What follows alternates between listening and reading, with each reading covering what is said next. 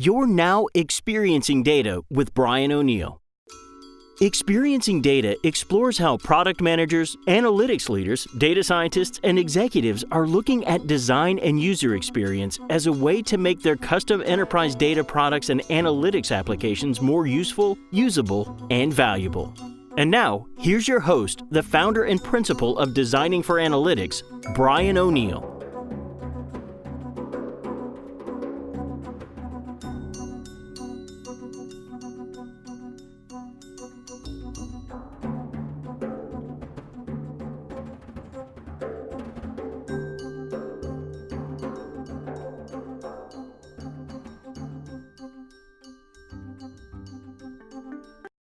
Jana Eggers is the CEO of Naralogics, and she's also a self-proclaimed math and computer nerd who took the business path.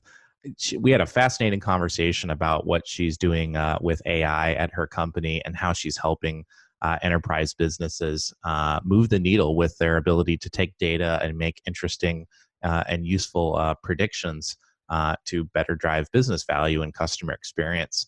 We're going to talk a lot about explainable AI in this and how powerful it is to provide whys behind predictions when you're delivering those, especially to business stakeholders. We're going to talk about how some of her technology allows companies to do what-if simulations, being able to remove features from predictions and rerun them in real time. There's a ton of great information in this conversation with Jana, so I hope you enjoy it. Welcome back to Experiencing Data. I'm happy to have Jana Eggers on the line from Naralogics. Actually, is it Naralogics or Naralogics? How do you guys like to say it? Oh, that's a big one. We get Nara all the time, but we do pronounce it Nara, and we also get logistics instead of logics on a regular basis. So it is Naralogics, but we're okay. Anyway. Excellent. Well, you are the CEO of this company. You guys work on in the AI space, and we met at I think it was the IAA symposium, and had a nice dinner there. And I enjoyed our conversation, and wanted to bring you on the show a little bit to talk about what you guys are doing at Naralogics, but also about how we are bridging the gap between some of these technologies that are in place and also how end users are experiencing them. Like, how do we make all this technology as easy to use as possible so that business value is actually created? So could you tell us a little bit just about you guys are using some interesting technology to make machine learning, as I understand it, predictive intelligence to improve the quality of these outcomes modeled based on how our brains work. Is that correct? Yes.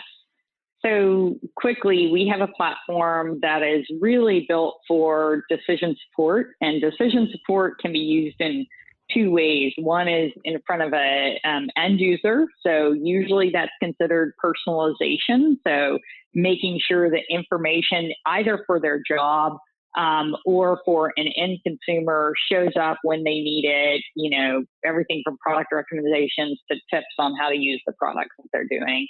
And then it's also for decision support. So you're running a large factory, you're now adding many sensors into your process. How do you go from having decision factors around 20 to having about 500 to 2,000 decision factors coming in? And once we get that overload of information, our tool is used to help people with those decisions. And yes, we're using a different approach than traditional neural nets, which is what deep learning is based on. While we use that within our tool, we're more on the cognitive side. So that idea of, okay, I've got a lot of different signals coming in. How do I understand how those signals relate to each other and then make decisions based on that? Yeah, I was reading something on your website, and I was wondering if you could talk a little bit more about it. And maybe I misunderstood it because my background's not on the math side and the engineering side, either of those. But it sounded like your technology is able to somehow look at recency in a different way, and it's able to adjust its predictions based on maybe information that's happening recently, as opposed to kind of like you picture this little information nugget going in the beginning of the funnel, and it goes through the same funnel and spits out on the other end with some data in the funnel, right? And then the outcome at the other end. I'm kind of picturing like, oh, in this case, sometimes maybe it drops in the funnel halfway down already, or maybe that's not the right analogy, but could you talk a little bit about that? No, I love that you're picking up on that. It's actually, we were just having a conversation with one of our customers early this morning because they're based in Europe. We were talking about just this, and we were talking about how things change with the contacts, and we had shown them basically some sensitivity analysis around that. In the immediate contact, which is really within the minutes and hours, right around when they were making a decision, and they said, "But wait a minute, you're learning from 2 years of data. Why are you emphasizing so much what's happening right now?" And that's what we're showing you is that the context of what's happening now is really impacting what the decision would be if you were really considering all 2 years, and you do want to still learn from that data, but you have to put those 2 years in the context of what's actually happening right now. And it's those things that the human brain does really well, which is, wait a second, I need to pull up the information that's related to this, but particularly related to this context. So I think you summarized it well. Sometimes, if you think about where it drops in or something, it may feel like it drops in the middle of the funnel. And the reason for that is you've already collected data from those prior steps in the funnel, so you don't have to recollect those. And so you're using that to basically pull in the right information at the right time. And that's what our secret sauce is how to quickly pull together the different pieces of information. In the brain, it's often called chunking. So pull the right chunks together for my contacts to give me a better result. Interesting. Yeah, I've used the chunking method in teaching music before, but can you explain, maybe give us a concrete example of how? So first of all, my assumption is to an end customer, if we're talking about like from an experience standpoint, you probably don't notice any of this. This is probably down in the weeds, right? And you're not supposed to necessarily have to know all of this is going on. Is that a safe assumption, first of all, or not necessarily? Well, we would say no in general, because one of the things that we do that also, stands us apart is that our AI is transparent. Mm-hmm. So meaning that when we provide an answer, we also give the reasons why that is the right answer for this context. Okay. So we think it is important to know, you don't necessarily know what calculation has to happen, but really to know what was taken into account and what factors weigh more heavily in this context than other contexts. So kind of yes and kind of no to answer your question. We're not meaning to confuse people, but we do want to point them in the right direction so they have confidence in the answers that are being given. Yeah, I actually wanted to jump into kind of the explainable AI space. We were emailing about that. And you may have answered my question already. I guess what I was thinking of when you were talking about things like product recommendations, there's probably a level of detail that you have to choose to surface based on who your customer is, right? Like I'm guessing if you're recommending a lipstick color to someone, that maybe the explanation of why isn't as in depth as it might be for your factory floor. So is this something where there's you can kind of determine the amount of explainability that is provided with any of the recommendations that come back, kind of based on what's needed by that particular user? Clearly, Brian, you don't wear lipstick. I'm not wearing lipstick at this time, nor have I ever consciously worn it or put it on myself. Maybe my wife's put it on my cheek before, maybe, but that is an important decision. Yeah. And yes, we may not get into the, life safety issues with lipstick, although sometimes it can feel that way with lipstick. But that said, yes, to your point, you don't do all of the factors, but you want to see the major factors. And honestly, even with lipstick, wanting to see, why this color is the right one right now, which may be different in the summer. It may be different based on your the outfit that you're wearing. that can actually sway your decision too, right? It's like, oh, I didn't realize that color and that color actually would clash, and it was something I hadn't paid attention to, or I hadn't paid attention that my skin is getting more tan over the summer or something like that. So I do think that oftentimes even those little hints that are the drivers can help us a lot. I think on the factory floor, obviously, if you're talking about something like 2,000 factors, yes, you want to roll them up, and you also want to chunk them. And as you said, you do chunking in the music. And so that does help people, the granularity of what you show, but then also giving them the ability to drill down. So another example is that we do work in the federal government space, and which equipment something is measured from matters. But you don't have to say, well, it was this camera that's installed on this equipment and it has this lens capability, right?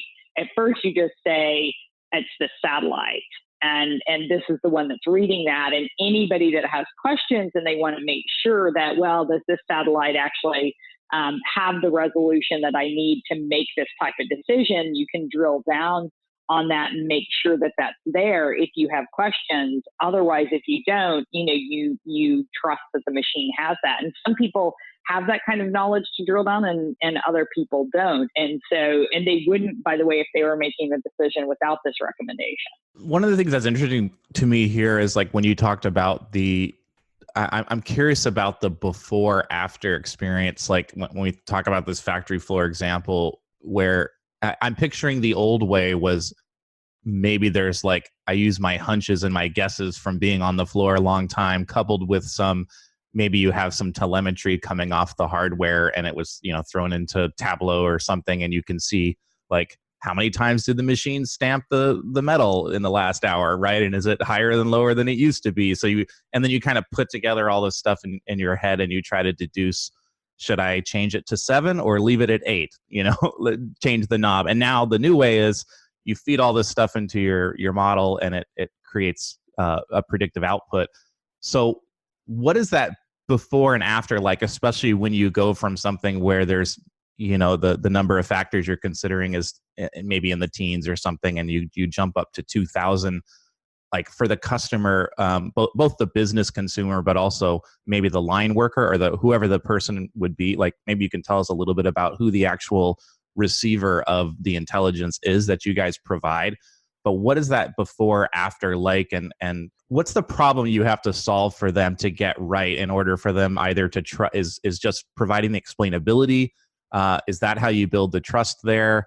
Is there a bigger gap that you have to kind of close with the technology that goes beyond just have faith that it works? Just, it's really smart. Like, what's that before, after like? No, that's a great question. And yeah, it is extremely unusual. And I can even say that I've never really seen it, that people just say that people who have been doing this job for a while, to your point, someone that has had to have been making this decision in the past, that they will just say, okay, I trust the machine. I'm comfortable with that. It knows more than me. So that's really unusual. The only time I've seen that is when you're really doing something new and no one there has any idea what it should be.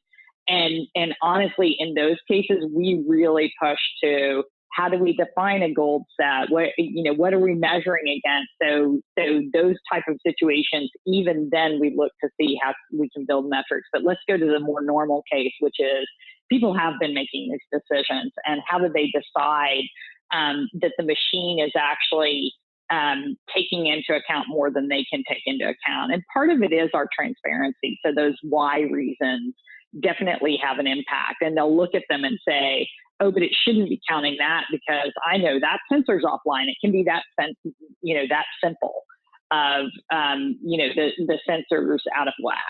And what's great is we actually give the ability for someone to say, oh, that why reason, ignore that. And then they can reprocess and see if that impacts what, the decision support that we're giving, what options they have. Oh, and so cool. That ability to interact and drill down, like I said before. So if somebody looks at that and says, I don't think that satellite is capable of that level of reading that's needed for the accuracy for that decision. We can back up and say, okay, let's drill down on that and let's see.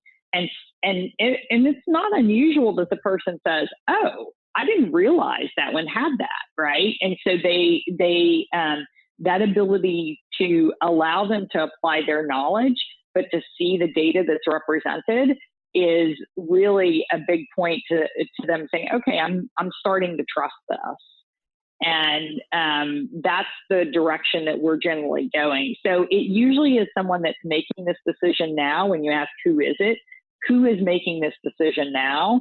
And typically those people are already struggling with, how do I incorporate this data? And what's happening most often, I'll say this one thing, sorry, I know I'm going on too long, but what's happening what's happening most of the time is that each of these different new streams of information are starting to be analyzed on their own. And the problem with that is, the whole is really greater than the sum of the parts. And so if you're just doing an analysis on this new, flow sensor that's coming in, and what you're doing is you're noticing when that flow gets disrupted. Well, that can give you a lot of false positives as an example. Yeah, it's disrupted, but we already knew that because, we turned this down over here, and that's actually as expected, right? And so we need to be looking at these systems as being very interconnected systems, which is what our system does, is it's bringing together different streams, oftentimes at different granularity, different time rates, different types of information. How do you marry all of that to give the context of what's happening now, so that I know that the flow going below normal in that sensor is perfectly fine because of the other things that are happening around it? Right. Yeah. I worked on several applications in the IT space in this, and we would refer to that did root cause analysis. And so we kind of came up with this idea of referring to things as abnormally critical and normally critical, because at certain times of day, you might be running a backup job, right? And so the IO is going crazy and maybe the latency is higher, but it's supposed to be that way, right? So how do you knock down that signal and not throw up all the red flags, light up the dashboard when it's supposed to be that way, right? So learning these things, and so that the real signal can come out, right? Because otherwise it's just you're back to throwing all this stuff in front of the customer, and then they have to go through and try to figure out which signal is actually meaningful, and crawl through all of that. So is it kind of like that? Exactly. And the other big problem that people have is, these sensors are new. And so they don't have 2 years worth of data to train a traditional neural net on. And so that's another thing that we deal with often is, hey, in some cases, I have 3 years worth of data running off this sensor, running off transactions that I have, whatever it is. And in other cases, it's brand new and I have, less than 3 days. And so how do I, account and balance for that? That's another place that we're inspired by the brain, because our brain is actually really good at that. I mean, we could argue about how good it is, right? but we're often looking for, I've got this new type of information that I'm getting in, right? How do I balance that with all of my knowledge of something? How do I learn to play music when I've never played music before, but I have listened to music? There's some analogies that I can draw from that.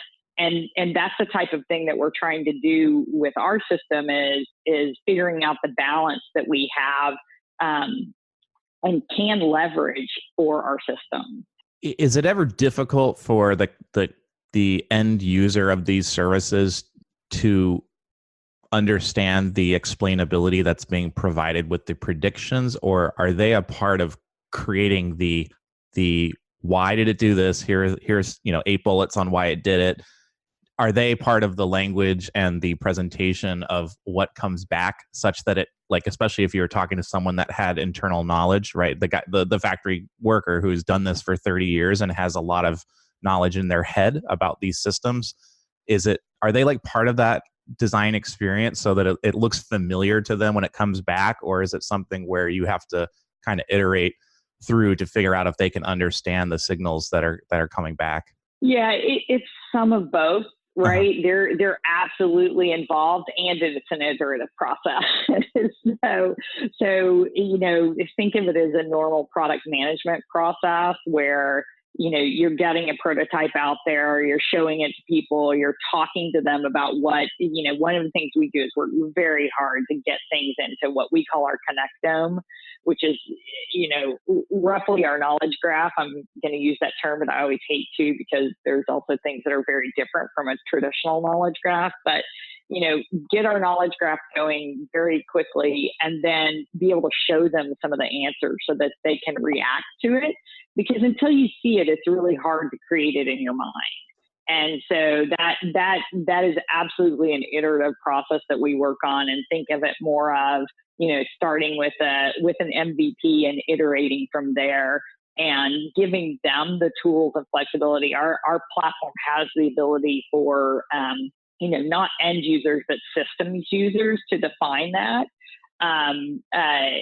kind of language and what levels, and we're still building out, we're also a startup, so we're still building out functionality, but it's a great question, because we've learned from customers that is absolutely necessary, both granularity as well as the ability to iterate to provide more clarity based on the particular problem that we're solving.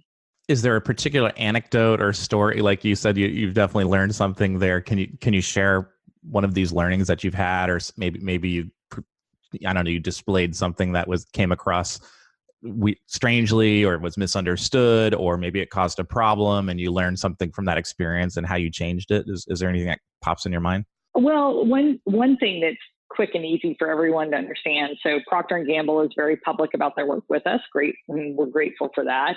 So we work with them on several things, but one of them is the Olay Skin Advisor. And there was lots of discussions about, on the whys, do we show her, because it's normally a female user, do we show her answers that she gave us? Like, she told us that she likes things feeling light as air on her skin. And the question was, well, she knows that she told us that, so why are we giving that as a why? And so there was an internal debate about that, not just internal to us, but with Procter & Gamble and the Olay team. And one of the things, and it came out clearly from customers, they actually liked seeing even answers that they directly gave, because they knew that the machine took it into account. Right. How did they find that? We were testing the whys. So we were actually testing what showed up for customers and at what level. And it wasn't that every answer showed up as as a why for everything, because some of the answers didn't impact everything that we were showing. But we were surprised that it wasn't just, what's considered an inferred connection. So something that we, stepped to from the answers that were given, but we were surprised at how many people said, I know I gave you that answer, but I like seeing where it applied. Right. Got it. And so that was very interesting to us when you talk about granularity, a lot of people think, well, show me the things that I didn't know of. Right. And I think one of the things that is important and that we learned with that is that we verify the things that the customer thinks should be there are there. Is that typically like a space that that you need to go every time you guys take on a new client or a project, that's part of your standard process, is that there's going to be this gap and we have to understand what needs to be there and why it needs to be there? Is that just the standard part of the process? Yes, which is why we make it easy to change. Right. So, and you mentioned this a few times, so I'm wanting to unpack this a little bit.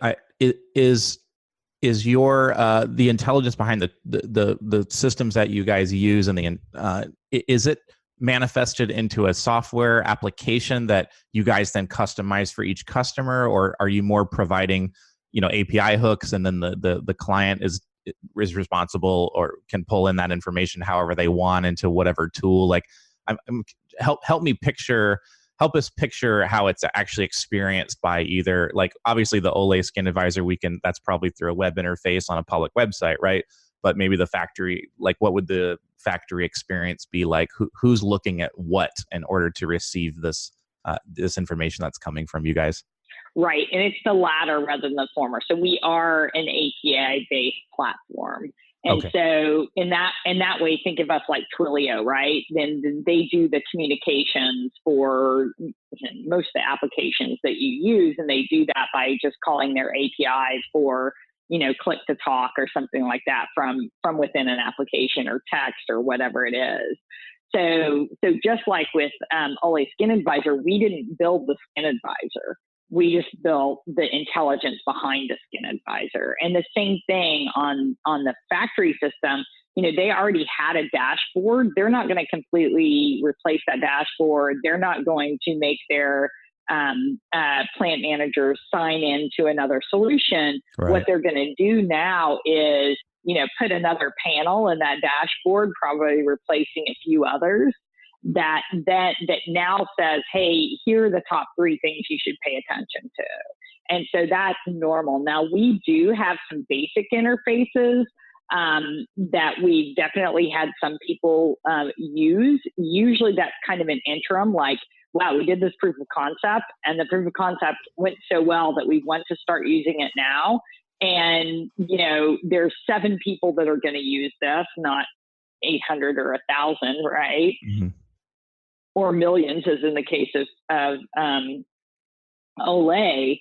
And for that, actually, we're just okay with them logging directly into this system, getting some answers and going. And like I said, usually that's something that's 6 months to a year in terms of timeline that they would do that. And then while they're getting it integrated into their system.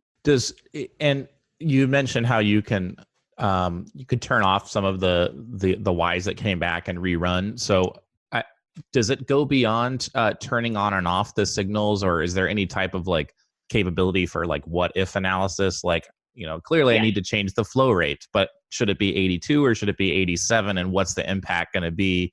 Does this allow you to run those predictions as well with more than just on off? Yes. How cool is that?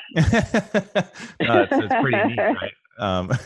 Yes. How does and you can do A/B testing on our platform. So even things like if you want to adjust weights, like, hey, I think this is going to be more important or less important, and I just want to check out something with weight, or something like I even want to test the Ys with end consumers, right? See which one incents someone to even buy more.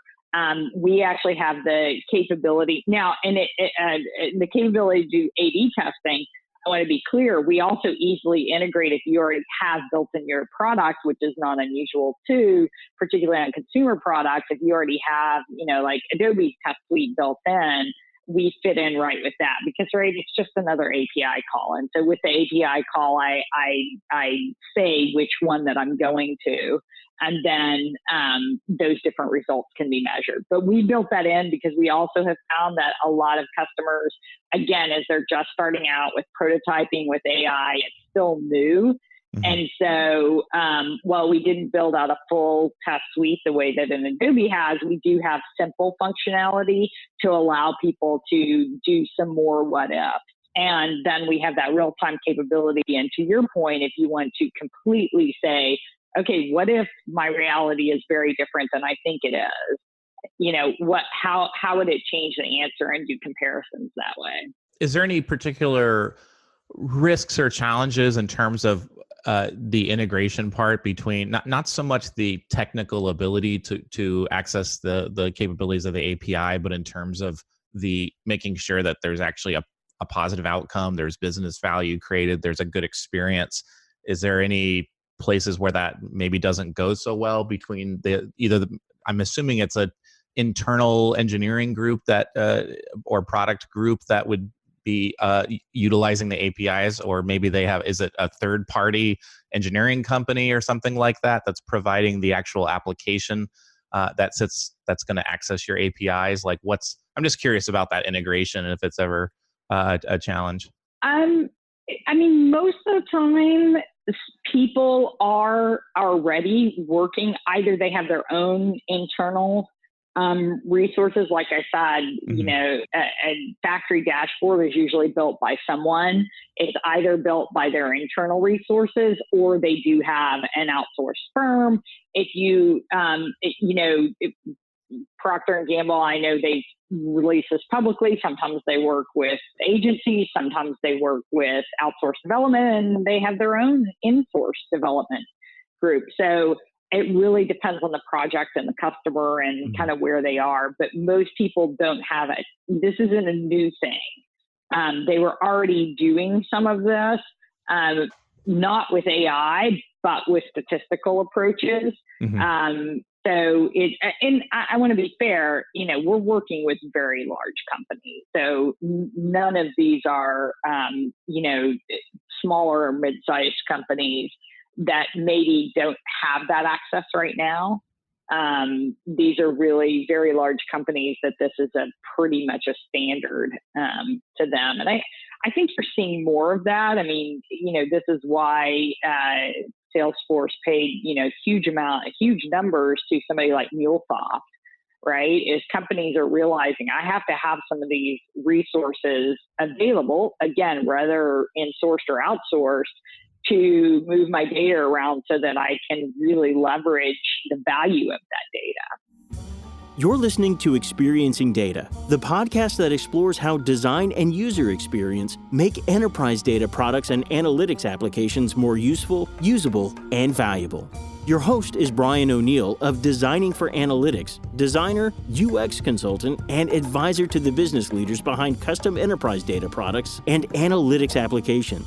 For more information, visit designingforanalytics.com. If you're enjoying the show, help Brian out by rating it on iTunes.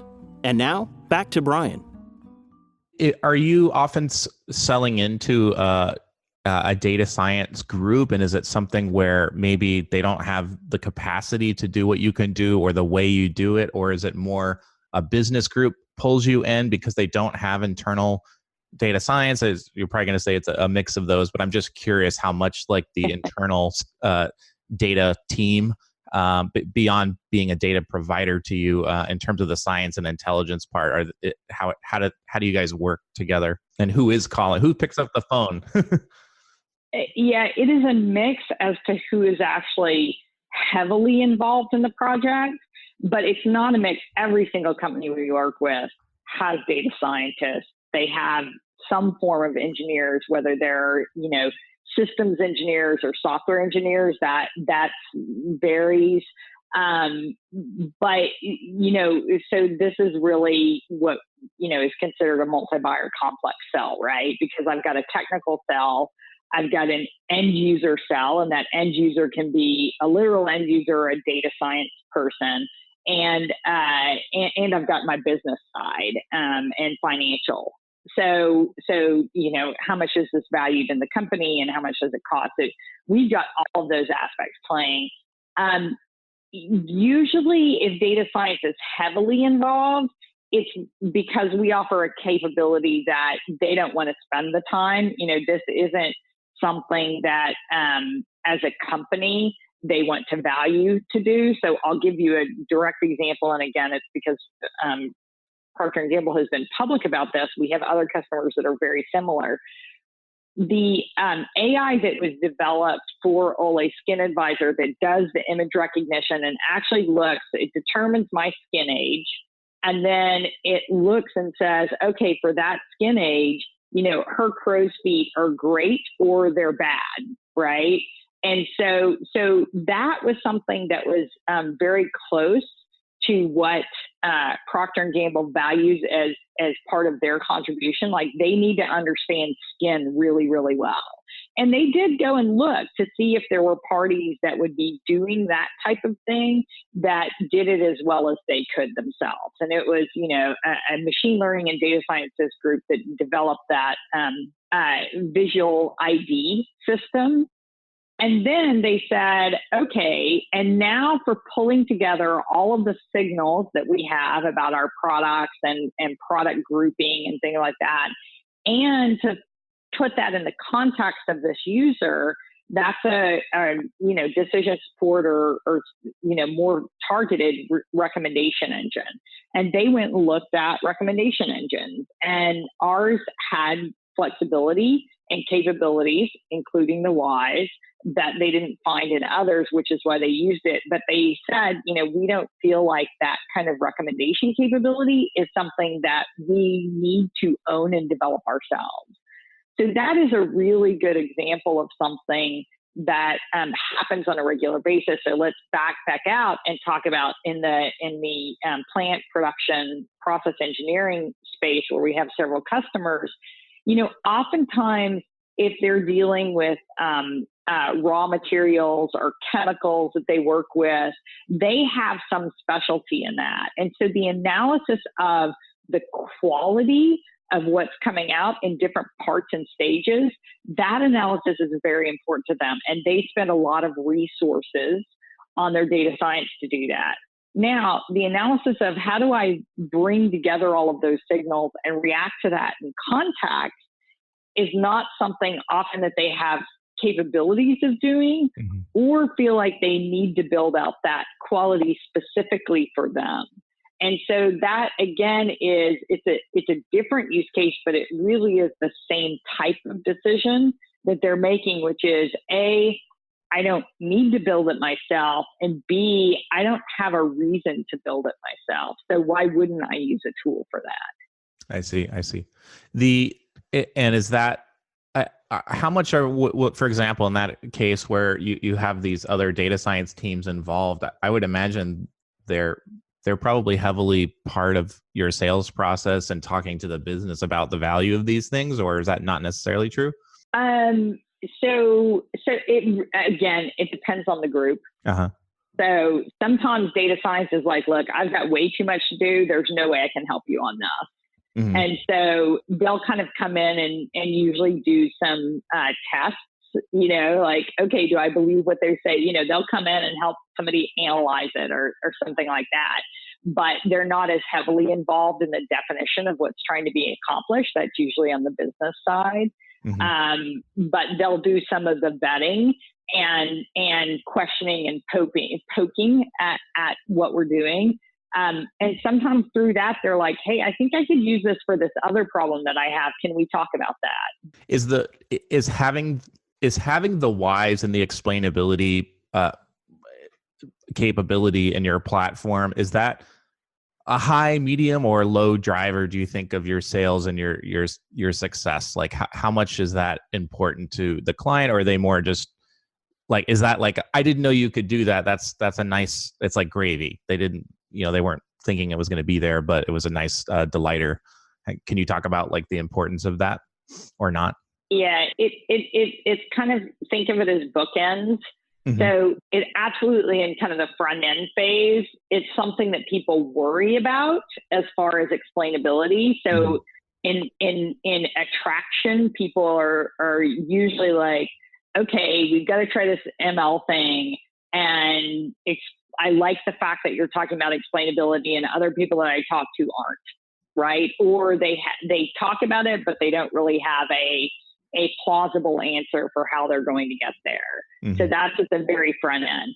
In the middle, it becomes a lot less important because all they care about there is the result. So if we can't get better results, even if we have explainability, it doesn't matter at all. So the middle chunk of, the books between the bookends, it is highly unusual that that's the reason. Then at the end where they're like, okay, you can get me better results, this really matters, then they focus again on the whys.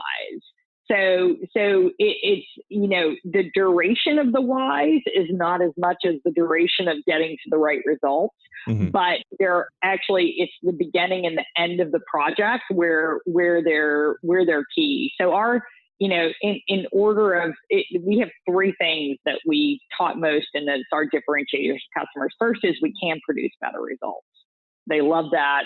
They think it's great. And the context is is a big differentiator for them. Mm-hmm. Second, we have the transparency and explainability so that they can literally see everything that happens if they want to drill down that much, right? But they also have that more rolled up view of explainability. And then the third thing is that quick and easy way to add on new data and not have to wait 5 years for 5 years of it to be significant. And so that ease of integration, and now I want to add this new sensor, I want to upgrade this sensor. And when I upgrade it, by the way, it has different capabilities than what it was before, right? So that ability is the third thing that our customers come to us for. So those are really the three key differentiators and reasons why people choose us.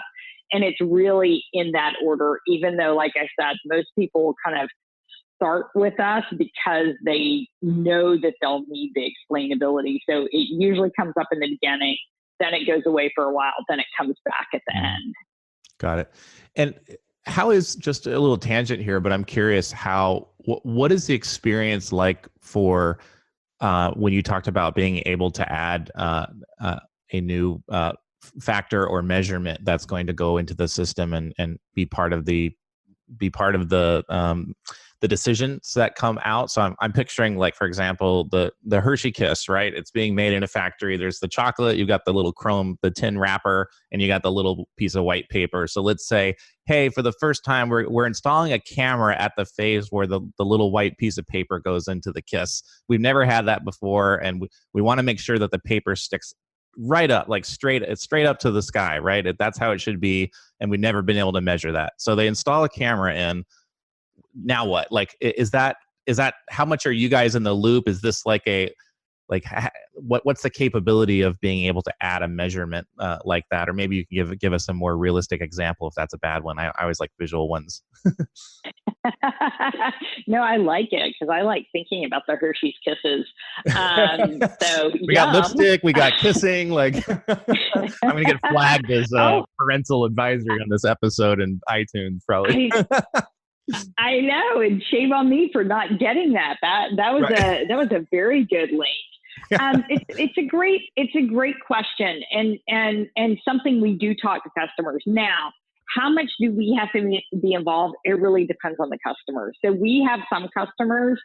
So I mentioned we work with government. We have some government customers that we can't even look at the data that they're, we can't know that they're interested in that piece of paper sticking straight up, right? Got it. And so what happens then is they'll often come to us and say, hey, I have this analogy, right? And they and they're used to that because they can't often even talk to their colleagues about what they're doing, right? Because you have this need to know on so much national security information fairly. And so they're used to doing that kind of translation and saying, if I were thinking of this, what would I do? And then they can go do that all themselves. We have other customers that are right in between where it's like they could do it themselves, but they like the backup of us saying, oh, look at this or consider this or think about it this way.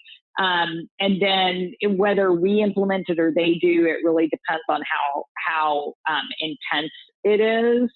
And then we have other customers that look at us and say, hey, I need that done. You guys tell me what it's going to cost and do that. And we have very few of those just because we're not set up to be a services company. Mm-hmm. We are working on some relationships to where we could turn and look at someone and say, hey, you guys, usually what we're doing is talking with their internal resources about how to do it. Then the problem comes in if they don't have the internal resources that have the bandwidth to do it, who does it? And that's still what we're trying to figure out. But it's really across the range. And what very much happens, it's a fine, like you said, visual example. What very much happens is how do we train that data? How do we see the features that determine if that's sticking up straight or not? It's really the features that get fed into our system. Mm-hmm. When do we need to say, hey, slow that down? We're noticing when the flow is this much, they tend to not be positioned correctly. But when the flow is this much, it's fine. And so that's the type of thing that we would start saying is, quality on the KISS paper is going down, that feature is going down. So what do we know from the past? What can we learn to say, how do we adjust for that? Got it. Wow, this is great. I love this conversation. I've totally learned a ton.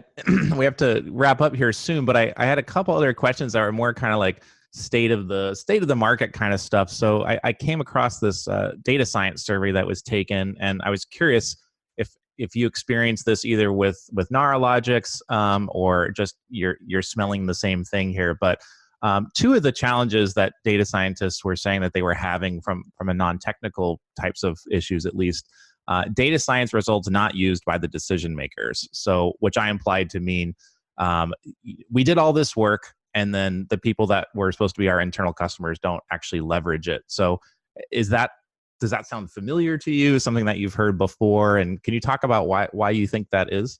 Yeah, I think the challenge is that it's really easy, particularly with big data, to not believe the results.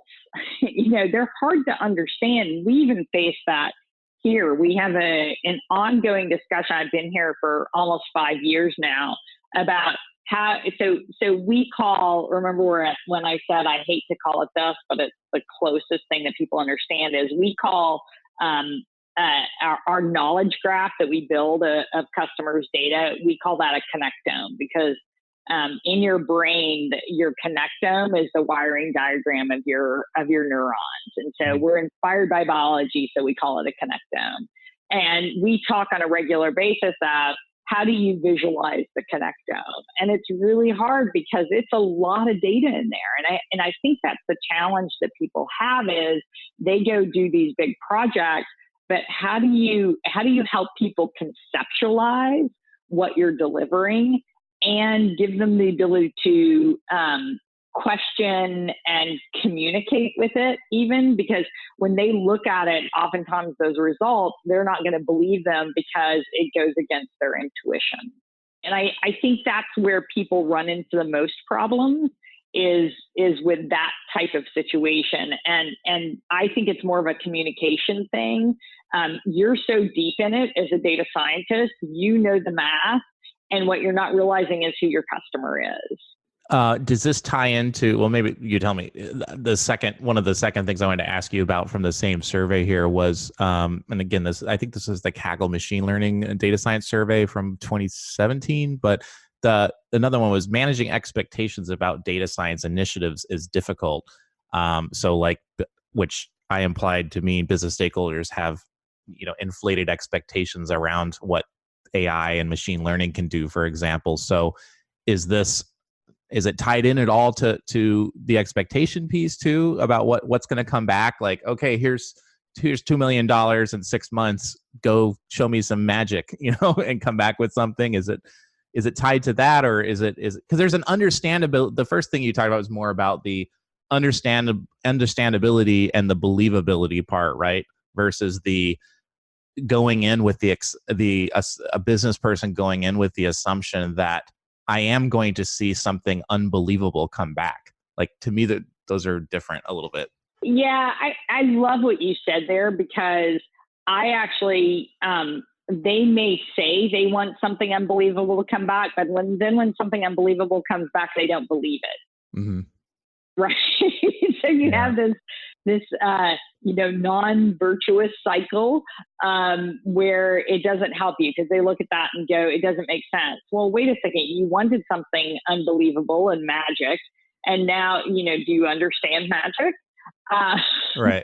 So I think that's a challenge. One of the things that I do recommend for people is that they actually start in a place they've already been using statistics, because as humans, we're not so great about probabilities. And at least if they've started applying some statistical methods, they started thinking more about the different probabilities and impacts that they could have. So yeah, it's a really hard thing to do. And particularly when you're a data scientist and you're coming from this math background and people don't understand the coolness of the math methods.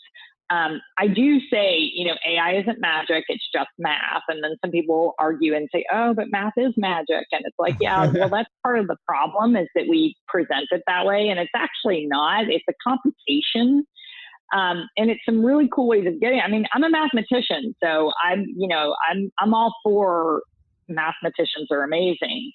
That said, I think we all do ourselves a disservice by saying that it's magic. We get excited about the magic of math, but we also have to make that relatable to people and not let them feel like, oh, wait a second, that's just an illusion. It's not real. So how do we bridge that gap and help people understand it's not an illusion, it's actually really real? And there's some great value in this data that is so big, it's very difficult to conceptualize. And together we have to work in giving faith to that expression of the data. And do you think there's a particular skill set that's needed to do that? Like if you were suffering from that problem, if you're working on data products, or you're a data scientist, or you're in that space, like what is that skill set that I would need to increase in order to have more success? Is it storytelling? Is it like what do you think that is? How do you get better at helping get the team's head around it, or your stakeholders' head around something this big? Yeah, storytelling is a great example, and I do think that that's part of it. And I also think it's a collaboration thing. Just like with software engineering in general, we learned that having what used to be a marketer, before the days of having product managers, because I'm that old, that, we used to have a marketer that developed an MRD, a marketing requirements doc, and basically threw it over the wall to engineers who were supposed to develop it without, really understanding or collaborating. And so now we have, product managers, and we have designers, and we have engineers, and it's generally understood, although not well practiced, to be fair, that those three people work together to develop the best product. And what I tell people is, now you have a fourth person to add there to your triad. You're adding a fourth, which is a data scientist. Mm-hmm. And so I think it's not just up to data scientists. It's also up to product managers and engineers and design UX people to actually bring that together and build the full story of how the product, and I'm using the term loosely, product, your offering, your service, whatever it is actually incorporating that data, learning from that data, and continuing to improve from that data, which is not, something I talk about is, if you look at our cycle before, we had, come up with an idea, build out your idea in an MVP format, and then test it, right? And so you would cycle through that. Now the ideas a lot of times are coming from data, and then going up to the idea stage, then building a product around that, then learning from that data again. And so you're at a kind of a different starting point. Mm-hmm. With your product, in that you're starting with data that you used to have to create a product to start getting. And that's where there's some differences coming in, and that you all need to do it. It's not up to one person. It's really up to everyone to understand what the value is for that within whatever offering it is that you're doing. I hope that helped. Yeah, and well, it's you've basically summed up that, like, I can't just live in the closet and do my math and hope that everyone's going to see the value of it. It's kind of the same for a lot of anytime we're building these complex tools and services for people, when there's people and what I call, human in the loop applications, right? Like, you probably are going to have to go engage with other humans, like whether it's customers or actually your teammates or whatever, but you need to get out of that, and that's definitely part of making sure that you're successful, I think. So, yeah. Wow. Exactly. This is not the case of just build a model and they will use it, right? Yes. It's like, what does that model do? How does it respond in this context? All of that adds up. Right.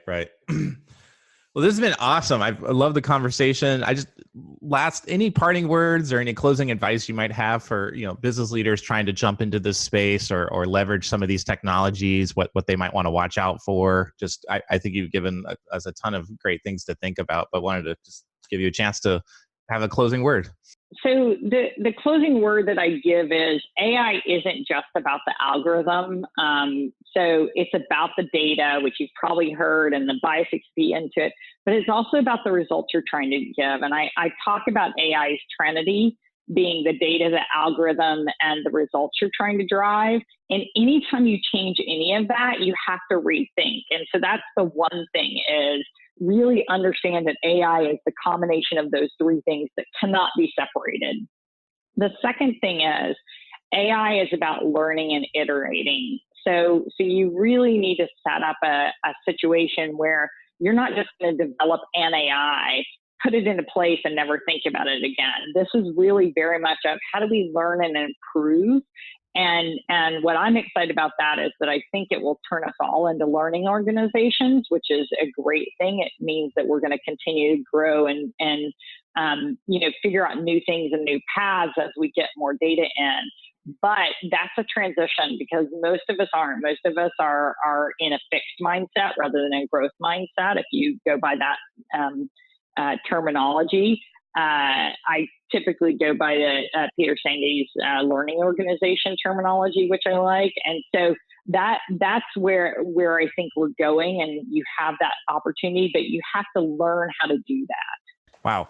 Well, thank you. That's like, I know, that's stuff. Like a whole nother podcast. Yeah, right? You could totally Sorry. I'm rereading I forget, was it Lean UX? It's I can't remember the process, but the it's a well-known book. I feel silly now, but the point being the are we learning, right? When we either roll out features or we want to put something into our product or service, and measuring whether or not you're learning something, as opposed to just like, did the metrics go up and to the right? Like, because you don't know why. I know they yeah, sorry. I know they cover that in Lean Analytics. So, and they probably do in Lean UX too. Yeah. I forget the book, but anyhow, it doesn't matter. I think we're on the same page about what whoever wrote the books about these things, right? Like the wisdom is sound regardless. So, wow. Well, Jana, thank you for coming on the show. This has been great. This has been Jana Eggers, CEO of Naralogics. I'll put your link to your site in there, but I know you're on Twitter. Is there anywhere else? Like, what's your Twitter handle? I'll put that in the show notes. I'm at Jeggers, Jeggers. Awesome. And any other place people might want to learn more about what you are doing or what your company's doing? No, those are the main ones. Okay, cool. Well, I will drop those in the show notes so people can learn more about you guys and what you're doing. And thanks for coming on Experiencing Data. It's been a great conversation. Brian, it was so much fun. What great questions. And I look forward. I hope we get some feedback. Cool. Me too. All right. Well, cheers. We hope you enjoyed this episode of Experiencing Data with Brian O'Neill. If you did enjoy it, please consider sharing it with the hashtag #ExperiencingData. To get future podcast updates or to subscribe to Brian's mailing list, where he shares his insights on designing valuable enterprise data products and applications, visit designingforanalytics.com/podcast.